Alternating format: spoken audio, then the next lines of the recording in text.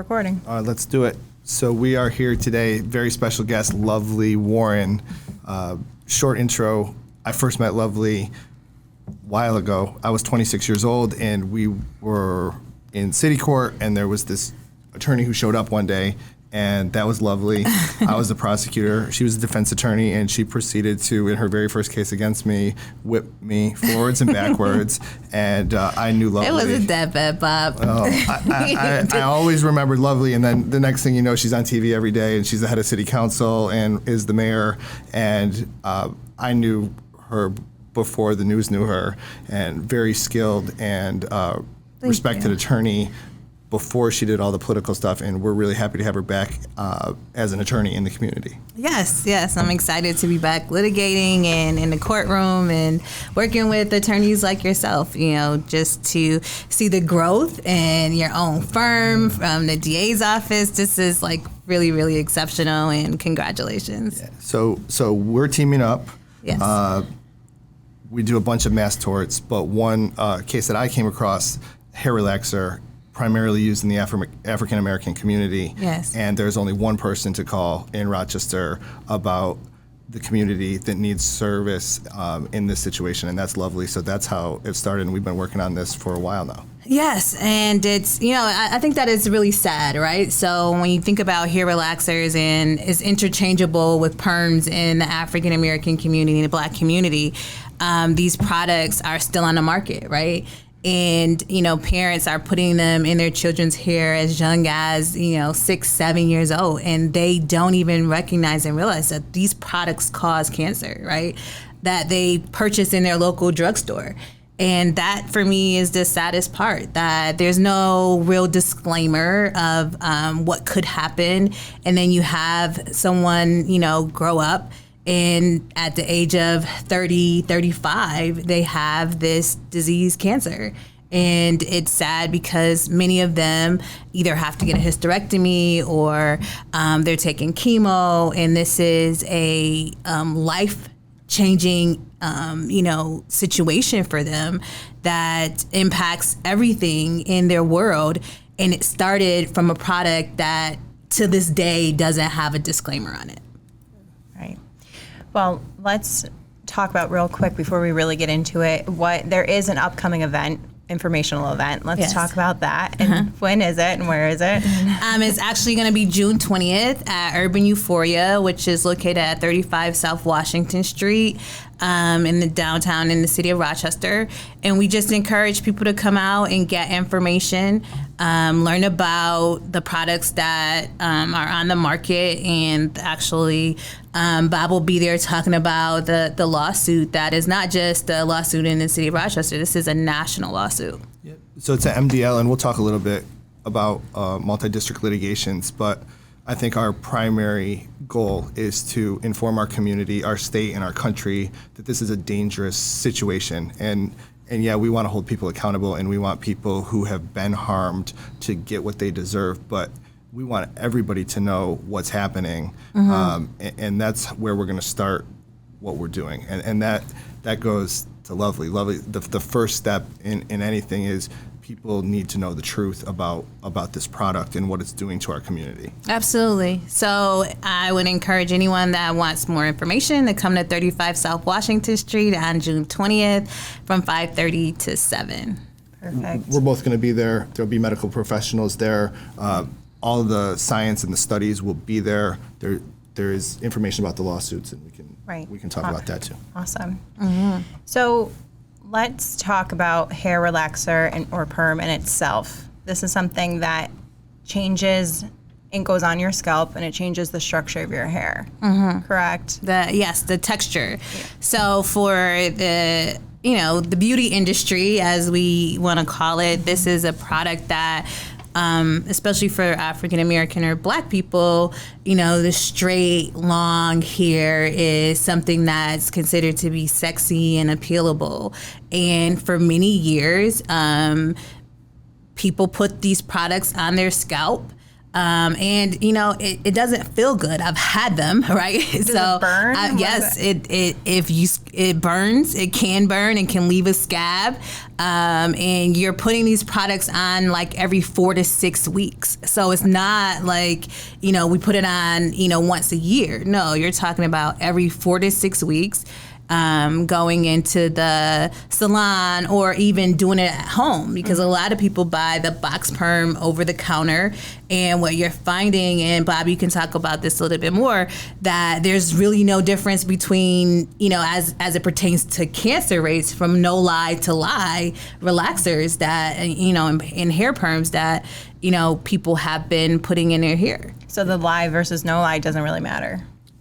It doesn't seem to change the cancer rates, and the studies have been done in different products. It doesn't seem to change the cancer rate. There's about 24 products. We'll link it here, the products that we know about, the products that have been included in the lawsuit. Revlon and L'Oreal are the two producers that everybody knows about. Yeah, what are some of the companies? Yeah, there's there's some other ones. We'll link them. We'll link them in the video, but. So, Dark and Lovely, olive oil, Just For Me, which is a big one. I use that one, Dream Kids. And I, just in all transparency, I thought that there was nothing wrong with this relaxer. I purchased it at the local drugstore. I mean, CVS, Rite Aid, all these places carry these perms, and go home and you put it in your hair, and it's good. I stopped utilizing perms a number of years ago, and I think that a lot of people are transitioning off of them, but the damage is already done, right? Right. The one that I've heard, just from intaking the cases I have, Dark and Lovely, everyone has used. Just For Me, very common. And those are some of your big producers. Right. But I hope that, I think our country should view this, if it's done properly, it should be a victory. This is research. This is science showing why we're all against cancer. We don't want any other Americans to have cancer. The science is there. And in 2021, the first study came out. In 2022, the second study came out. What are we going to do about it? And I think that's what you and I share in this case, is we got to do different things about it. Absolutely. So it's not just about, suing these companies and holding them accountable, right? But I think that the larger issue here is that today I can walk out of this office and go and purchase this product, and there's no information about the fact that it causes cancer, that we know it causes cancer, right? Yeah.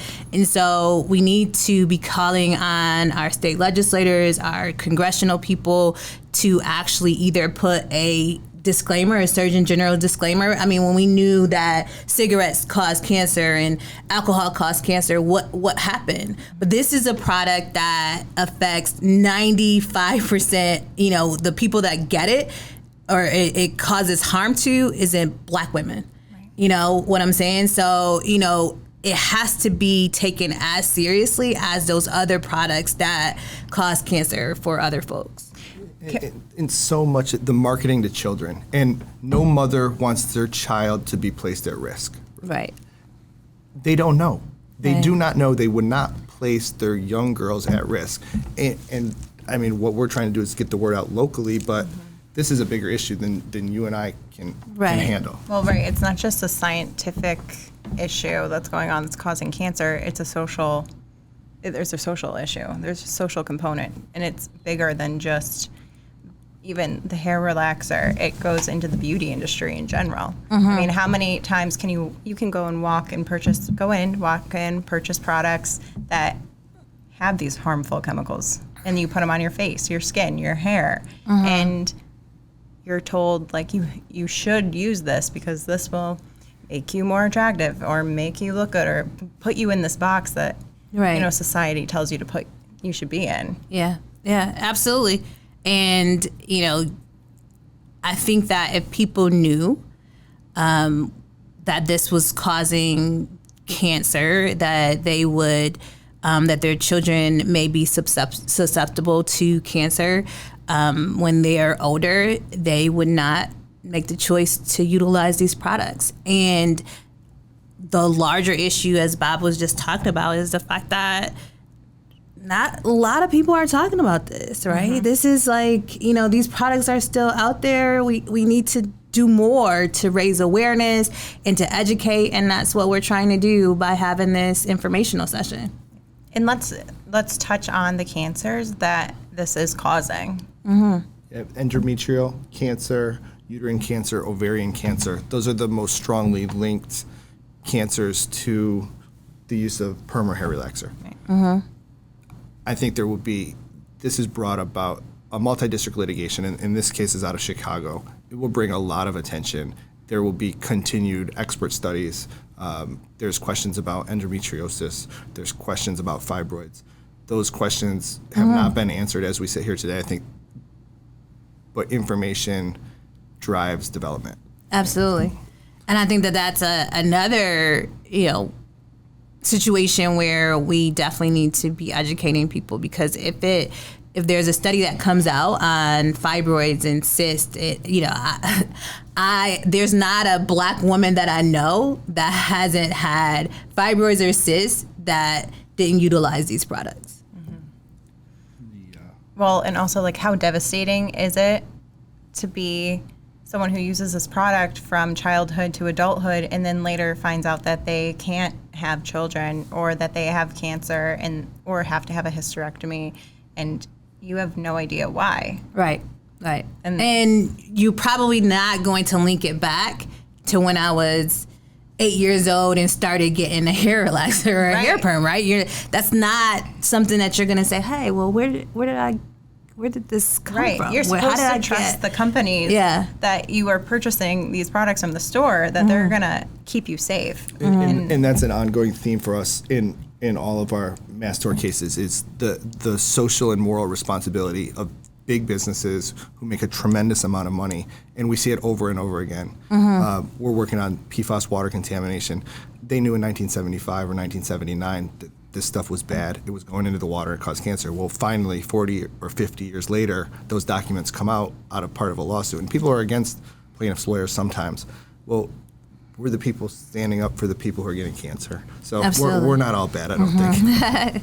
No, and to be clear, without plaintiffs' lawyers, these companies wouldn't be held accountable, right? They've made billions and continue to make billions of dollars off of consumers, right? Well, yeah, so it's a little off topic, but just last week, 3M settled those water contamination cases for $10 billion.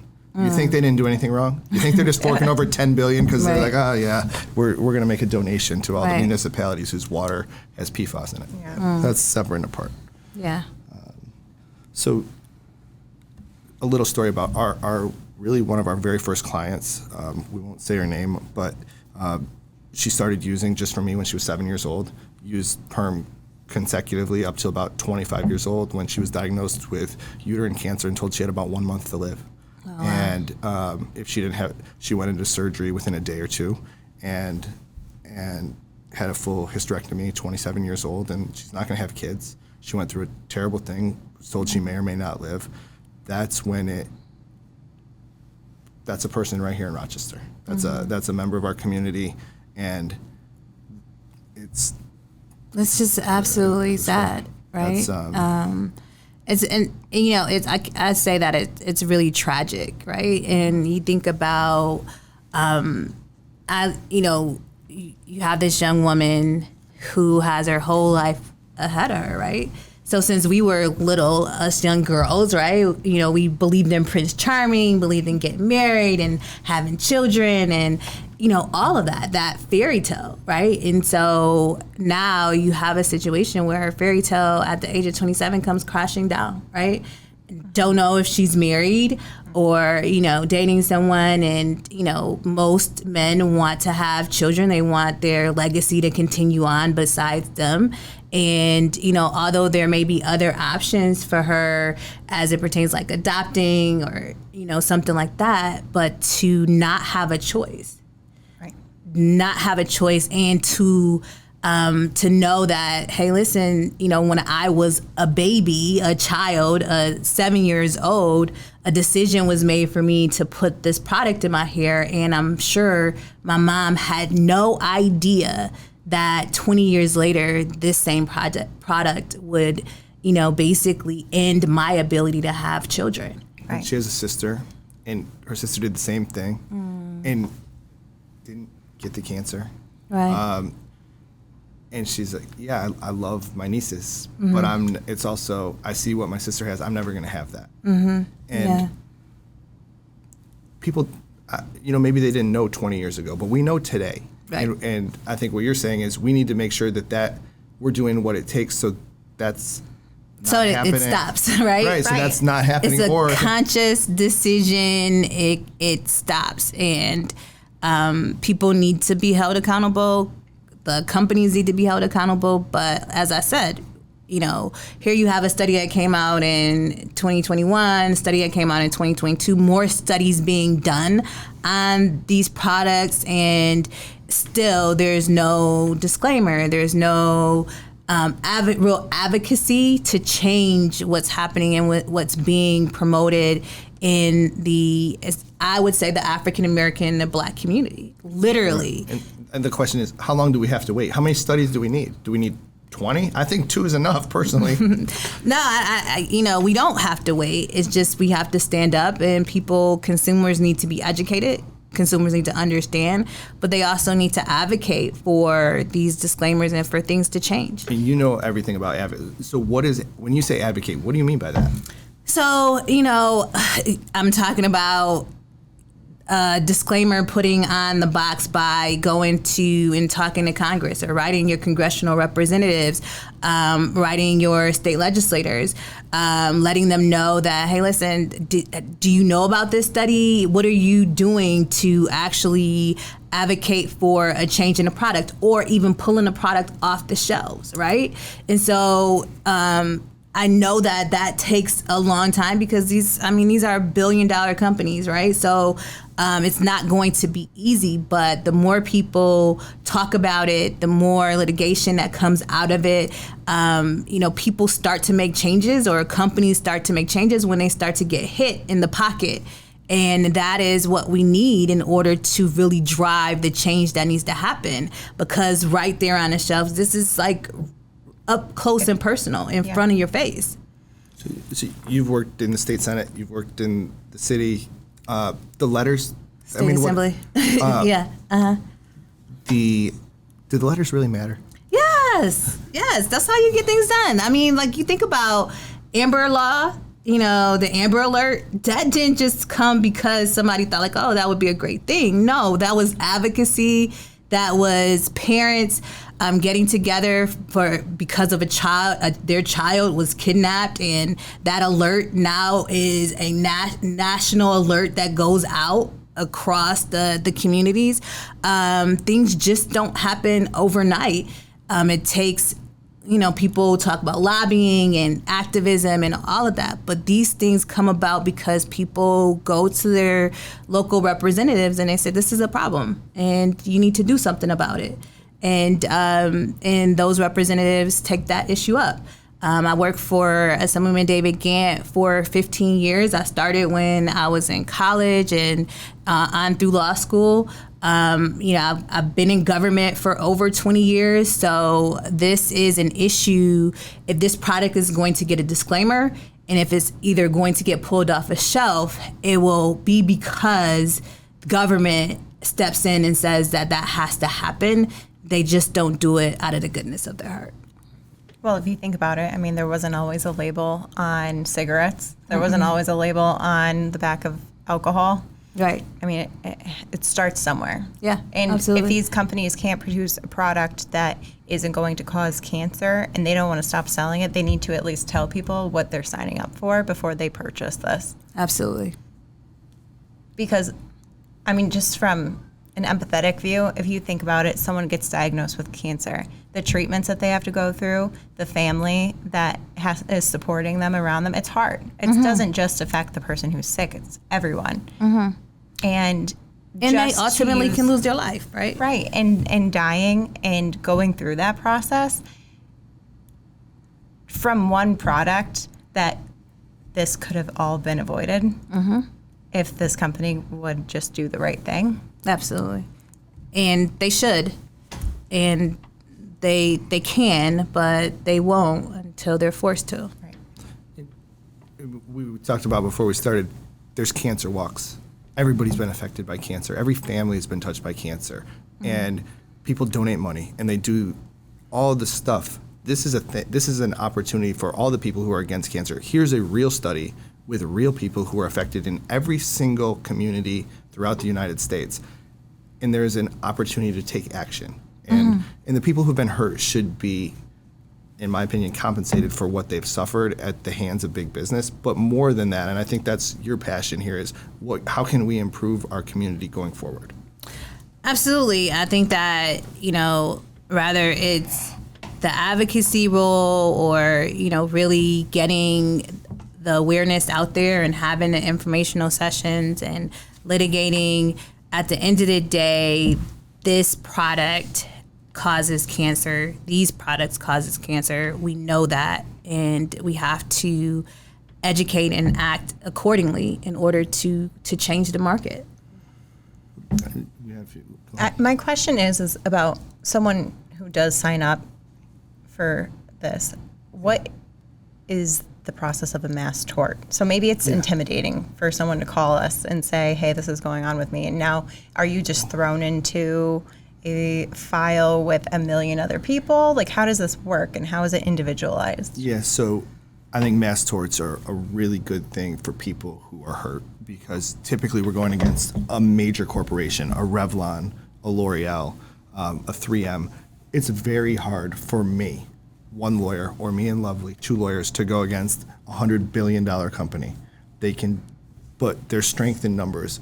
And the idea of a multi-district litigation is there's similar plaintiffs, right? There's similar people who've used this product, hair relaxer, throughout the United States, and they have similar injuries, cancer. And instead of having maybe 10 cases here in the Western District of New York, and 10 in the Northern District of New York, and 10 in Texas, and 10 in California, all of these cases come together in one federal court. And how that federal court gets picked, usually there's a reason. Maybe it's where the company's based, maybe something else. So everybody gets grouped together and they have one judge. And that allows for efficiency. It allows all the plaintiff lawyers to come together to work together. And the defense likes it because they don't have to go to every courthouse throughout the United States.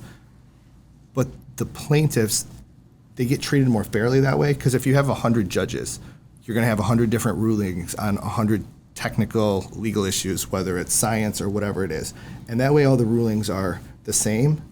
And the idea is we litigate for a period of time so we really clearly understand the legal issues and the proof. And then the hope is that we come to a global settlement, that everybody resolves their case at once, and not everyone has to go to a trial. We have things called, and it's right in the law, they're called bellwether trials, and sometimes it's 2 or 3 or 4, and they're supposed to be representative of the class or the group of people. Now, we do these few trials and we learn a lot about the issues in the case, and then hopefully not everyone has to go through that process of being deposed, going to court, having a trial, standing in front of a jury. And it's supposed to be efficient. Now, that process does take a while. But that's not something that's done overnight. I mean, it's just, correct. You have to be in it for the long haul. You're talking about some class action suits take, 3 to 5 years? Yeah, so I would say the average case is about 5 years. This case is relatively new. It started when the study came out last fall. So this litigation is in its early stages. And it will continue to pick up steam. The judge, this particular case, hair relaxer, MDL, multi-district litigation, is centered in the Northern District of Illinois. And the judge has been very professional so far, has been moving things expeditiously, and maybe it's on the shorter end. But even the shorter end of a case like this is 3 years. Right. Okay. And so that's what we would do. You would file a claim. It's not as bad. It's a short form complaint. You're part of a bigger group. The science is very hotly contested, but every person doesn't have to contest that. But what we need to know is, do you have the exposure? Do you have the injury? And then we take it from there. And can we represent individuals all over the country for Correct. this case? Correct. So we're admitted in federal court. This is a federal court. So there's an order from the judge in Illinois that says if you're admitted in any federal court, come here. And in this case, in some ways, the facts are different, but we've done multiple different toxic exposure cases, and we can help. So Bob's admitted in federal court. I'm admitted in state court. But together, you guys can do this. Yeah. So, I guess, from your personal opinion, you use these products yourself. What would you like to see as an ultimate result from this? I mean, the ultimate result that the product be pulled off of the shelves, right? That would be ideal to me, right? But I'm realistic that most likely that is not going to happen. But at least a disclaimer, a large Surgeon General disclaimer on it that says that this product can cause cancer and the type of cancer. People need to be consciously aware of what they're doing to themselves. The same, disclaimer that's on a box of cigarettes, the same disclaimer that's on, alcohol. And, when you're looking at these products and you see all these different commercials about cigarettes and alcohol and, not utilizing these products because of the long-term damage, right? And so, when you think about, a hair relaxer and the type of cancer that it's causing is internal, right? And so you may not be able to see, someone may have had to have a hysterectomy or had to have, cancer treatment, chemo treatments, other things like that, and you may not be able to see the damage, outwardly. But it has caused severe emotional damage. Bob just talked about a young lady right here in our community that, looks at her nieces and, will never be able to experience motherhood, right? Because of a product that had she not used, she would have been able to, most likely. Right. And I think that it's wrong that people don't have that information up front and that they're not able to make those decisions for themselves up front. And so ultimately, for me, I think that the bigger issue will be, at minimum, a warning, a large warning to parents and to individuals that's using these products that it causes cancer.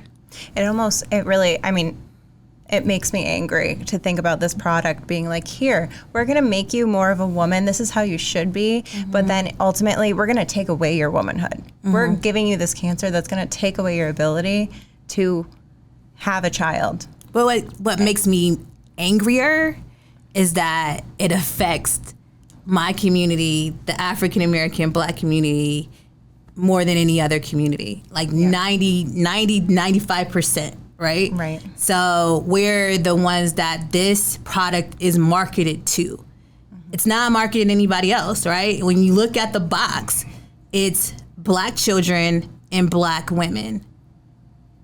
And I don't know this, but I would suggest you those board of directors of L'Oreal and Revlon. I bet they're not representative of the United States. And how many Black people they got on their board? Probably not. Probably. If they have one, it's good. You know what I mean? They think it's good, but I'm pretty sure that there's nobody of color sitting at that table, and they're okay with it until someone makes them not okay with it. Right. Yeah, I think that's all. Yeah, that's a part of the problem, right? So I would say that we definitely need to, we want to educate our community. And so if people are questioning, is this something that's right for me? Do I qualify? Can I qualify? They definitely either need to come to the informational session, which is going to be on June 20th at Urban Euphoria at 35 South Washington Street from 5:30 to 7. And, or they could call King Law and speak to one of the experts here that can do an intake and get information before then. But at minimum, just don't sit this out. Come find out, get information. If it's not for you, it might be for someone you love. Right. Yeah. And we Take should have started at the action. beginning. If you have uterine cancer, endometrial cancer, ovarian cancer, and you've used perm or hair relaxer for an extended period of time, more than a year, we would love to talk to you. You probably have a case. And even if you haven't, Lovely's doing great things for the community. This is one of those things. And it's a really important issue. I think I'm expecting a really great turnout. We've teamed up with the barbers, hairdressers, salons. Yes. They want to protect our community. They're the last people who want to hurt anybody. They're there to Right. make people feel better, look better, all that. So they're going to be there. Yes.